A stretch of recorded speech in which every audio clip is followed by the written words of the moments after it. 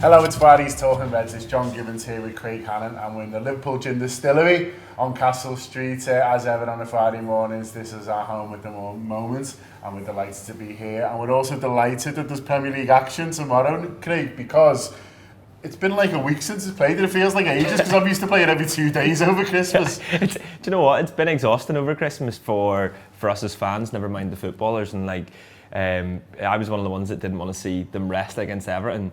But fucking hell, I'm glad they've now had, it's going to be 8 days off they'll have had coming up to this game, and it's a massive game at a massive time in Liverpool's season. So yeah, they've become thick and fast, and they'll become thick and fast now, won't they? Yeah, so we've just watched Jugan Klopp's press conference ahead of this game against Tottenham, and he was asked a few things. One of the first things he was asked that he didn't like was about the idea of the side being invincibles, if you like, going through the whole season unbeaten. He was always a bit prickly when he's asked about something like that. It's come up because Martin Keown, who was obviously an Arsenal man, was asked about it, and he said he thinks this team can emulate what that Arsenal side did and go through the season unbeaten. But I mean, Klopp didn't really want to have a chat about that.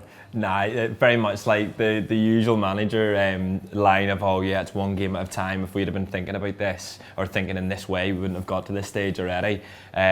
I mean, Sam in the office, since I've worked here, really has mentioned the Invincibles, I reckon, once a week, hasn't he? He's an Arsenal fan, by the way. He's also got a little yeah. postcard by his desk with the record on, isn't it? So if we did that, imagine Sam he'd probably just have to leave, wouldn't he? That'd be a shame. It would be a shame, but it's his own doing, really. But no, I think Klopp's right. If you think back to how Arsenal did it, they had about 1 million draws in there as well, and I think if Liverpool were to do it, it would be a class above what Arsenal did. But I mean, I'm content with just trying to win the league, to be honest. Well, you say that, but one of the questions, we always ask for questions on the YouTube comments, and one of the questions this time was, is it too early to talk about a league, Champions League and an FA Cup treble?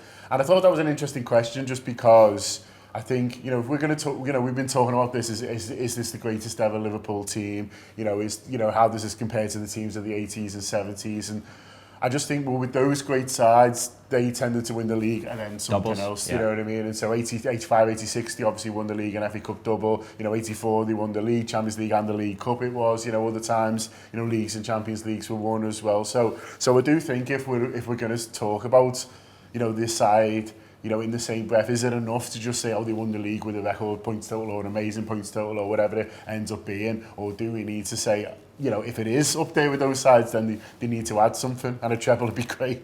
I mean, the treble would be great, and I think we've seen that our second team, we've seen that our under-23s can compete with anyone in these cup competitions, and I think we probably want to see a similar side, maybe a couple more first-team players, but a similar side in the next round of the FA Cup. I don't think it's too early. No, I think we should be thinking about that as fans. We should be dreaming about what this team should achieve, and we should be hoping and wishing for the best possible outcome at the end of the season. And we waited 30 years for the league, and so that's the thing that's been at the forefront of our minds, and that's the thing that we've worried and stressed about. And but we've got a big lead there, and this month we can not only consolidate, but we can push on the idea that Liverpool are going to win the league this season. We've got a kind draw in the FA Cup. It could have been worse in the Champions League, and every team we play will be fearing us. Jurgen Klopp's never been knocked out of a European competition playing for Liverpool, so why wouldn't we believe that we're in Istanbul come the end of the season? I think that's the best thing about this football side, is that they've made me feel like anything is possible. Yeah, no, definitely, and we should all be feeling like that at the moment. But I think what Jurgen pointed out, which is a good point, is that when you're talking about like Invincibles and stuff like that, is games can change in a minute, or games can change in moments. And he was talking about the Everton game. He said, yeah, we all enjoyed it, and I thought the lads did great, but they have some great chances first half, and Adrian has to bail us out. And if a game does go wrong, they might lose to Spurs on Saturday, but that doesn't mean that suddenly this team's a bad side and it's all going to fall apart. They'll just pick themselves up and go again. Definitely, they'll bounce back, and any time there has been a shortcoming, or you get beat by Napoli or whatever, they've been able to bounce back from that. We've seen that over the past 2.5 seasons. We've seen it since that defeat against Spurs in 2017, where since then we've only lost 4 league games. We've won a Champions League in there. We've got the Champions League final in that time. I think there's no doubt in the team's mentality that if you know, if something does happen that maybe it's not their day or it doesn't go for them, or the other team are just excellent on the day and we're beaten, then, you know, it isn't this big disaster, I don't think. I mean, it would be nice, but I get what Jugan's saying. I think he cited the Aston Villa League Cup game, where he says that the first 15 minutes the youngsters were brilliant, and then Villa get sort of a bit of a spawny lucky goal, and then from then they go on to win, and it could have been the same against Everton without Adrian. Yeah, I'm confident for Saturday though, are you? I am confident, yeah. I am. I'm excited about it, and I just think this month's a huge opportunity going into the mini winter break that we have in February to, you know, to have us dreaming about winning this league and to put us in an even better position.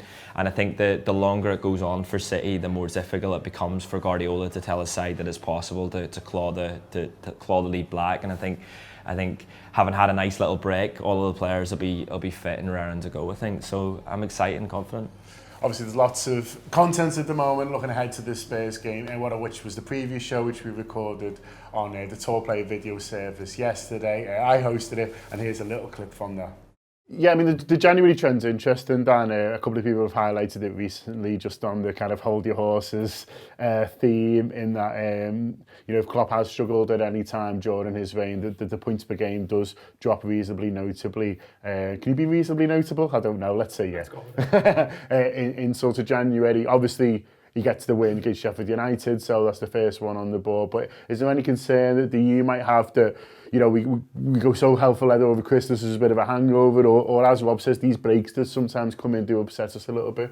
I think sometimes we kind of have to put the brakes on this whole momentum ourselves in terms of just looking at what they've done. So to give you the short answer, John, I'd say no, because I think what we're dealing with now is a mentally elite side. Yeah. Who? Why are we even comparing it to 3 years ago? Yeah, but even last year, I think, you know, when I originally made the point, what I mean is that the jump we made from 17-18 to last season in the Premier League was astronomical in terms of points. So it was understandable and you know, acceptable that they had a little bit of a blip around January, February. And if we're all being honest, they still got 97 points. It still should have been enough for a league title. But if we know anything about them going forward and the way in which they carry themselves on, this season especially, by God, they learn from mistakes, but also they're as hungry as anything. You know, there's something from Chamberlain, I think, this week, where he talked about how even when they're winning, they're digging each other out in games that they haven't played well. And he referenced Salzburg at home. He said, you know, the dressing room was almost like we got beat. So it's not like this isn't a team who are waiting to go through a bit of a sticky patch just to come through the other side of it, which we've kind of had in recent seasons. I think it's a team who, like you guys say, with the rest in them, with the fact that they'll be itching to go and just get back out there, I think it's something that will carry us through the month, and I think it's a really important month fixtures-wise. Okay, it's back with me and Craig now, and we're going to talk a little bit about a couple of other things that came up in Jurgen Klopp's press conference this morning. In particular, a guy called Vita Matos, who was praised with relation to the development of some of the younger players. Obviously, Ryan Brewster is going out on loan. The decision's been made for him to go to Swansea. It was interesting that Klopp said that Swansea had approached him in the summer, but they didn't think that was the best time for him to go. But now they feel like it's good for him to go away from Liverpool for a few months and to get some first-team games for Swansea. So obviously, we all wish him well, and hopefully we'll see some action from him from Swansea this weekend and hear some good news through. But in talking about Ryan Brewster, Craig, he praised a guy called Vita Matos, who's a coach who joined the club in October. He came from Porto, and his official title is the club's elite development coach. And what that entails is basically working with some of these younger players, working with players the likes of Brewster, who've had a little bit of first team action, but not a huge amount. The guys who are involved a lot in the summer when you see, but then go back to the 23s, and just working closely on their individual development. So making sure that they understand what the role is, can understand what the first team do and what is expected of them and how they can develop as part of that. And I thought it was interesting, Craig, that he was singled out for praise, and it just shows that how much work goes into each small individual thing at the club, because we obviously all know what Jurgen does and he's got his team there, but the fact that it's someone's job solely to help with that transition from the 23s to the first team just shows that the attention to detail throughout the club. Yeah, it's interesting. It's so encouraging as well that the way that Jugan Klopp thinks is as he is the face of it all, but it's the operation that's going on in behind, and that this guy is almost like the gateway. It feels like something Jugan Klopp's done since he's come in is instilled this idea that no matter what age group you're at, there's a pathway for you up until the first team, and people like Trent Alexander-Arnold is the prime example of that. But then you see what Curtis Jones has done this week. And I think that's brilliant. It's dead interesting how how he's got to Liverpool is so similar to Pep Lijnders as well, because Lijnders came from Porto in exactly the same role, and then within sort of 2 years, suddenly he's seen as being one of the most important cogs in Jurgen Klopp's managerial machine, if you get me. And I think it's brilliant. If you're a young player at the academy, you can.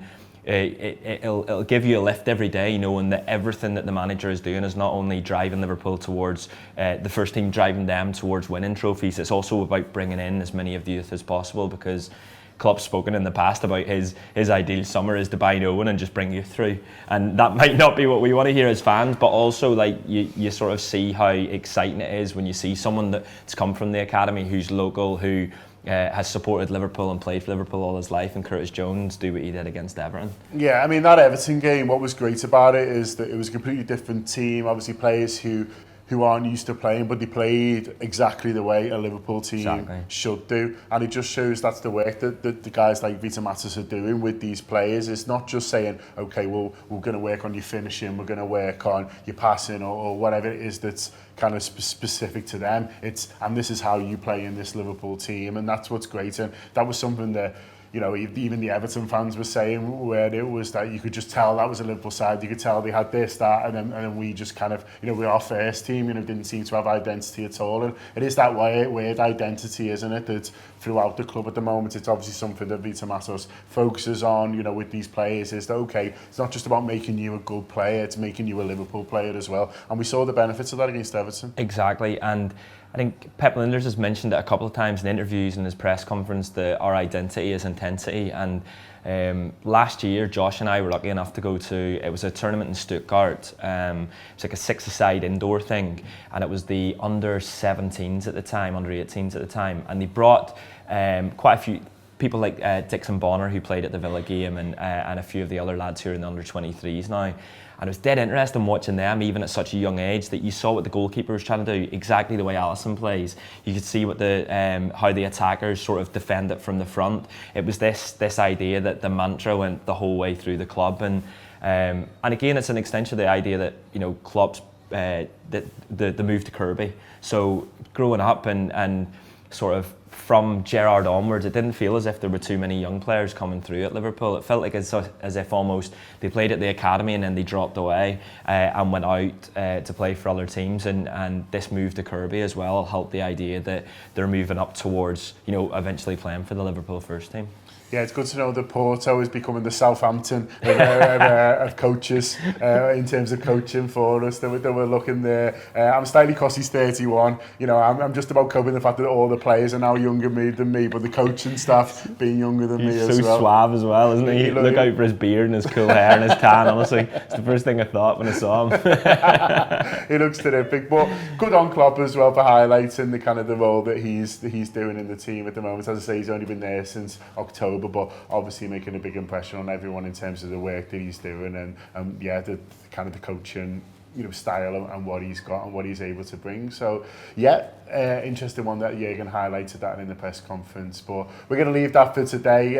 Obviously over the weekend Liverpool do play Spurs, as we've mentioned a lot in this. The best place to follow that, if you can't be there, is through the Anfield app across all our social media channels, and obviously through our subscription service Tour Player there'll be immediate post-match reaction, so that'll be audio and video. So obviously it's a great time to subscribe to the Anfield app if you don't already. Also a couple of other little things as well. On our website we've got a shop, we sell loads of merch. There's a big January sale at the moment. We've just reduced a load more items over the last 24 hours, so everything is up to 50% off on the site at the moment. So if you just go to theanfieldapp.com, click on shop, it'll click straight through to there. And also, if you are in Cork, Belfast or Dublin, keep an eye out across the Anfield app channels. We might have a bit of a surprise for you coming up. A few of the guys might be going over very soon, so just keep an eye out for that. Anything else, Craig? No, that's it. Great. Up the Reds. Good luck to everyone, of course, tomorrow, including those boys who are going down. And yeah, fingers crossed for another Liverpool win.